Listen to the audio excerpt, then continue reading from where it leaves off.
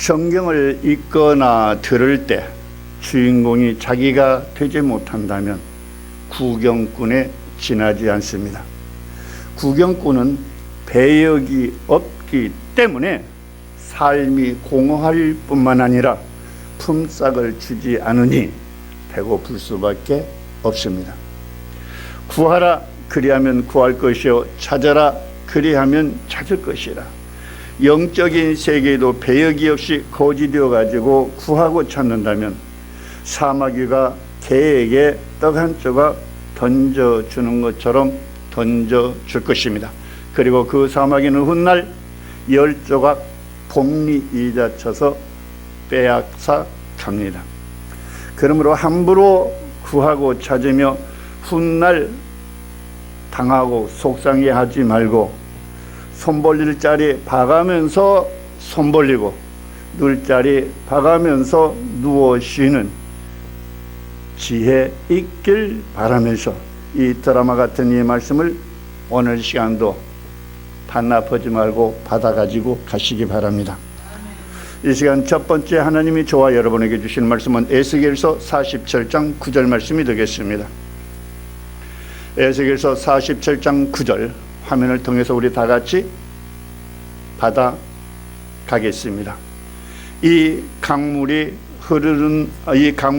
이르는 곳마다 번성하는 모든 생물이 살고 또 고기가 심히 많으리니 이 물이 흘러 들어가므로 바닷물이 소성함을 얻겠고 이 강이 흐르는 각처에 모든 것이 살 것이며. 오늘 우리 온누리 예배가 에스겔이 본 환상처럼 이 같은 강물이 발원지가 되어서 이름 그대로 온누리에 흘러 넘쳐 사마리아 땅끝까지 이르러 살리는 역사가 있기를 기대합니다.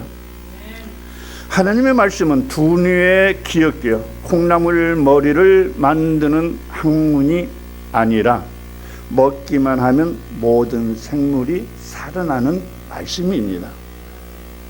생명이 없는 학문에 여러분들 매달리지 마시고 이 강물을 한 모금이라도 아멘으로 먹고 살아나서 하나님의 영광을 보시기 바랍니다. 하나님의 말씀은 썩은 웅덩이 물이 아니라 살아 있습니다. 살아있게 이 생수의 강물이 흐르는 곳마다 생물이 먹고 살아나는 것입니다. 그래서 우리 그리스도인의 신앙생활 현장에는 이 생수의 강물이 여러분을 통해 흘러가는 곳마다 살아나는 히브리서 4장 12절의 말씀 운동이 일어나고 있습니다. 오늘 그런 은혜가 우리 가운데서 운동력이 있기를 바라면서 선포되겠습니다. 사람은 바라는 것들에 소원이 있어야 합니다. 비전이 있어야 합니다.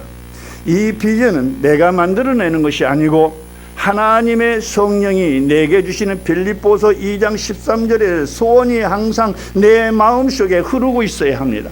신약시대까지는 이 소원이 육신이라는 사람에게서 부를 듯 일어났지만 이 성령시대 교회시대는 인간의 소원은 전부 쓰레기입니다. 현실이 여러분 아무리 어렵고 힘들지라도 소원이 있으면 참고 견딜 수가 있습니다. 병들어서도 낫는다는 꿈이 있으면 그 꿈은 실상을 반드시 만들어냅니다. 어떤 일이 실패했어도 다시 회복될 수 있다는 꿈이 있으면 절대로 망하지 않습니다. 고추도 달걀도 벌레들도 다 사람의 말을 알아듣습니다. 하나님은 사람에게 다스리는 능력을 주셨기 때문에 사람 입에서 나오는 언어는 모든 만물이 다 알아듣습니다. 그래서 병들어도 가난해도 다 회복할 수 있도록 자기 입을 줬습니다. 그걸 활용하지 못하고 여러분 하나님이 주시는 꿈 우리 대단한 겁니다. 왜? 그대로 이루어 주시려고 하나님이 꿈을 주시는 거예요. 비전을 주시는 거예요. 소원을 주시는 거예요. 너무 간단해요. 이게 빌립보서 2장 10절에 하나님의 약속이에요. 그 망령된 하지 마시기 바랍니다. 자, 내게 소원이라는 비전을 하나님이 주시고 그리고 그 일을 행하시는, 따라서 합니다. 우리 하나님 아버지는 최고요. 우리 하나님 아버지는 최고요. 우리 하나님 아버지는 최고요. 우리 하나님 아버지는 최고요. 아멘. 소원은 이렇게 힘들지 않고 간단하면서 너무 중요하고 좋은 것입니다. 어렵게 생각하지 마세요. 뭐 하려고 하지 마세요. 우리 아버지는 이스라엘 백성들에게 끊임없이 꿈을 주셨습니다. 죄로 말미암아 하나님의 진노로 나라가 망하고 예루살렘 성전이 파괴되고 포로 생활하는 이스라엘 백성에게도 희망을 주셨습니다. 우리는 세상을 살다 보면 절망하고 낙심하는 일들이 수없이 많습니다. 경제적인 일, 질병, 가정 문제, 사업, 사회생활 등 이런 현장에서 만나는 수없는 일들이 출절이 대기하고 있습니다. 하나님은 이스라엘 백성들의 포로에서 절망하고 있을 때 에스겔 선지자를 통해서 회복하시는 환상을 보여주셨습니다. 에스겔의 환상에 강차 앞에는 나무가 많이 있는데 잎이 마르고 열매가 없고 말라 죽어가고 있었습니다. 이때 성전에 물이 흐르기 시작합니다. 성전 문지방에서 흘러나오는 물이 닿는 순간부터 나무가 살아나고 물이 고이는 곳마다 물고기가 뛰놀고 어부들이 찾아와 그물 던지는 곳이 되었습니다. 포로 생활하는 이스라엘 백성들에게 회복되는 꿈을 에스겔의 환상을 통해서 보여주고 있습니다. 그 환상의 핵심은 물이었습니다. 생명의 물이었습니다. 생명수였습니다. 그러면 어떻게 은혜를 회복할 수 있을까? 화면을 통해서 같이 보겠습니다. 그가 나를 데리고 성전문에 이르시니 성전의 앞면이 동쪽을 향하였는데 그 문지방 밑에서 물이 나와 동쪽으로 흐르다가 성전 오른쪽 제단 남쪽으로 흘러내리더라. 그가 또 나를 데리고 북문으로 나가서 바깥길로 꺾여 동쪽을 향한 바깥문에 이르시기로 본즉 물이 그 오른쪽에서 스며 나오더라. 하나님은 에스겔에게 성전에서 물이 나오는 환상을 지금 보여주고 계십니다. 생명의 근원이 어디에 있다고요? 여러분, 시편의 사슴이 그 시냇물을 왜 찾습니까? 상상하면은 목마름이 없어질 텐데 뭐하러 목숨을 걸고 시냇물을 찾아가는 것입니까? 시편 41편 42편 1절, 우리 다 같이 화면을 통해서 말씀 받겠습니다. 시편 42편 1절. 여러분, 이런 말씀 듣기가 결코 쉽지 않을 것입니다. 자, 화면을 통해서 우리 모두 다 같이 읽겠습니다. 하나님이여, 사슴이 시냇물을 찾기에 갈급한같이 내 영혼이 주를 찾기에 갈급하나이다. 여기 사슴이나 이 글을 쓴 시편 기자도 뭐하러 시냇물을 찾고 주를 찾는지 정말 오늘날 우리 생각 속에서는 이해할 수 없는 성구입니다. 성경도 스스로 배워 익혀두면 되고 인터넷을 통해서 정보를 얻고 유튜브를 통해서 은혜 받으면 되는 것 아닙니까? 그런데 왜 죽을 줄 알면서 칼급해하면서 시냇물을 찾는 것입니까? 물두렁에서 악한 것들이 잡아먹으려고 기다리고 있는 줄 알면서 그곳을 향해 가는 사슴의 목마름, 내 영혼이 살려고 사슴의 목마름 같은 그 심령으로 학문이 아닌 생수의 강물을 찾는 우리들 모두가 되어야 합니다. 먹지 않고 공부만 하다가는 죽습니다. 무슨 말씀인지 확실히 여러분 아시기 바랍니다. 먹지 않고 공부만 하다가는 죽는다, 이 말입니다. 공부하는 것도 먹어야 공부하는 겁니다. 성경은 학문이 아니라 내 영혼의 생명 양식입니다. 정보는 나로 식당을 알게 하는 내비게이션 같은 것뿐이지 나를 배불리 먹여주는 정보가 아닙니다. 정보는 안내입니다. 정보는 생수가 아니라 이 말입니다. 사슴이 낯놓고 기억자를 몰라도 살지만은 시냇물을 먹지 않으면 목말라 죽습니다. 우리는 강단에서 흘러나오는 강물 같은 이 생수를 먹어야 삽니다. 먹지 않고 듣기만 하면 죽는다 이 말입니다. 우리들이 통신망을 통해서 흘러나오는 정보로 살 수 있다면 뭐하러 시간을 들이고 경비를 들여가면서 교회에 가는 것입니까? 교회는 예수 그리스도의 몸입니다. 교회에는 내가 먹고 살아야 할 생명의 양식이 있습니다. 그것을 먹고 마시기 위해 교회에 가는 것입니다. 교회에서 아버지의 눈도장도 반드시 찍어야 합니다. 그러므로 정보는 정보이고 강물은 강물입니다. 학문은 학문이고 만나는 만나입니다. 너는 너고 나는 나란 말입니다. 그러므로 정신 차리시고 잘 분별하여 영원토록 후회하지 않는 신앙생활을 철저히 여러분들이 준비해야 하는 것입니다. 교회도 살아있는 교회가 있고 죽어있는 교회가 있고 병들어 있는 교회도 있습니다. 살아있는 교회는 하나님이 경영하십니다.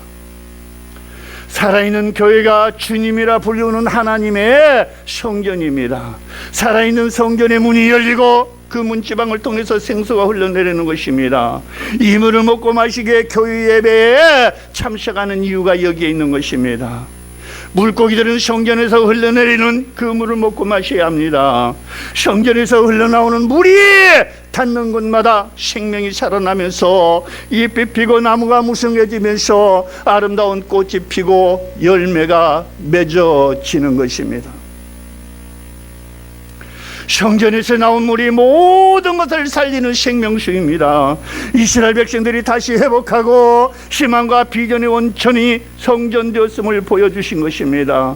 성전이 바로 희망과 생명의 근원인 것입니다. 성전에서 하는 가장 중요한 일은 몸과 마음과 뜻을 모아 올려드리는 육적 인간적인 예배가 아니라 영과 진리로 올려드리는 영적 예배 하나뿐입니다.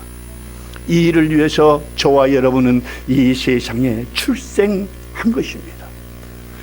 그 예배의 4대 요소는 기도와 찬양과 말씀 그리고 감사뿐인 것입니다. 영적 예배를 성공하면 내 영혼이 소생합니다. 내 영혼이 잘 되는 것입니다.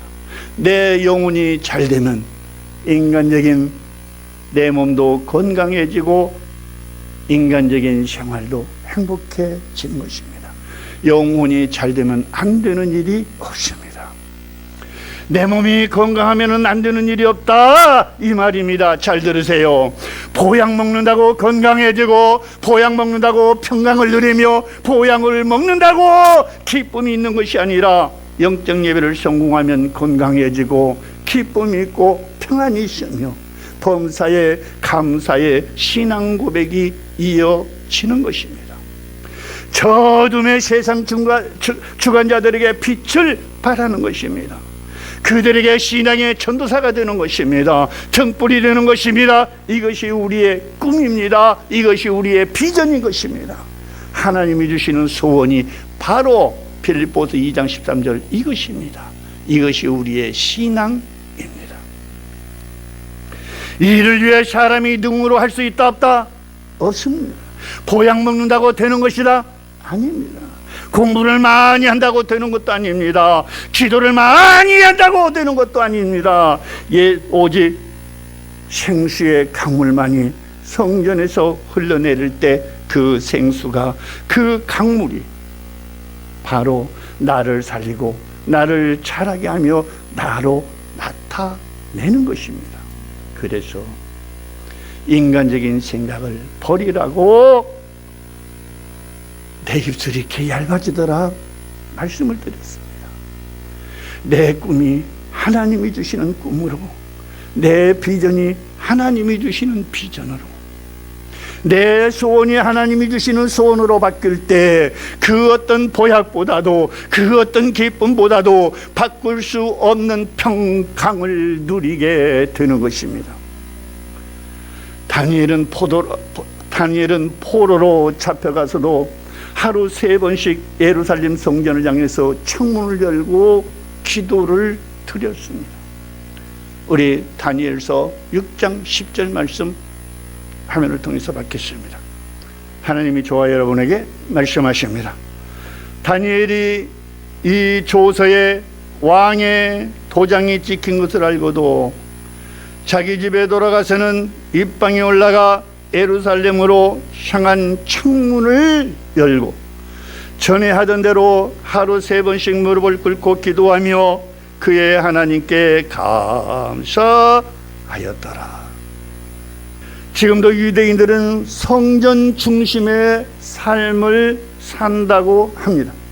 지금도 유대인들은 집을 지을 때 드나드는 문을 항상 성전 쪽으로 향해서 집을 짓는다고 합니다.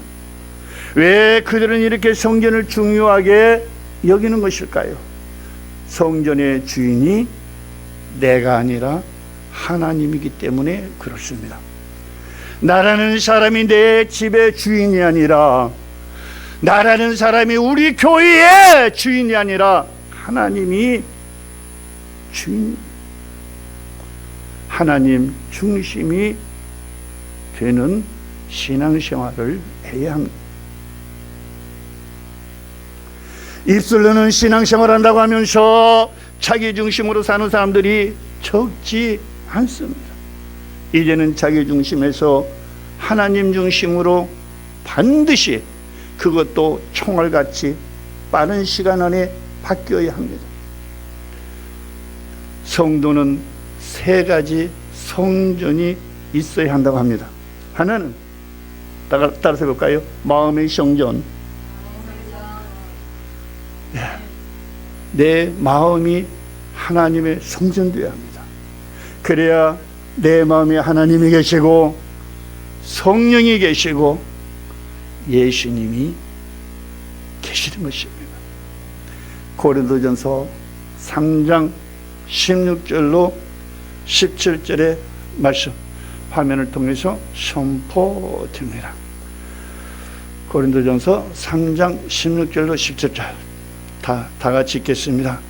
너희가 하나님의 성전인 것과 하나님의 성령이 너희 안에 거하시는 것을 알지 못하느냐. 17절 누구든지 하나님의 성전을 더럽히면 하나님이 그 사람을 멸하시리라.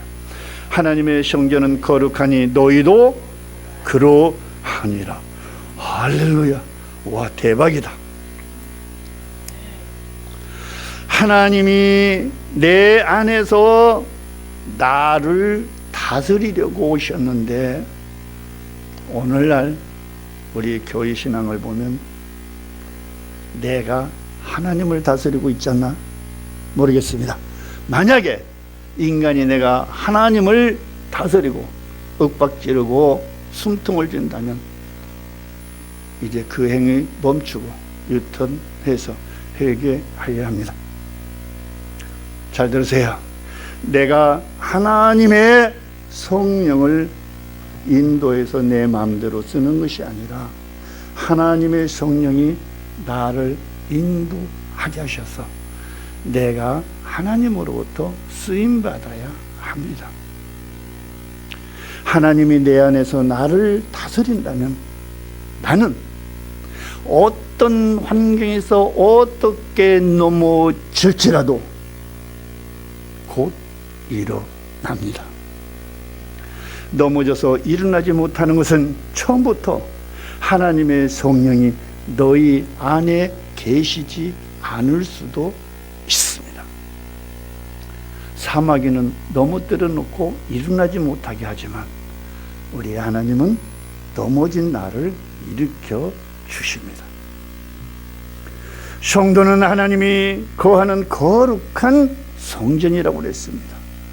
사람이 처음부터 거룩한 것이 아니라 거룩한 성령이 거하시기 때문에, 그 거룩하신 하나님 때문에 내 자신이 거룩한 성전이 되는 것입니다. 그러므로 마음이 늘 청순하고 그리고 깨끗해야 합니다.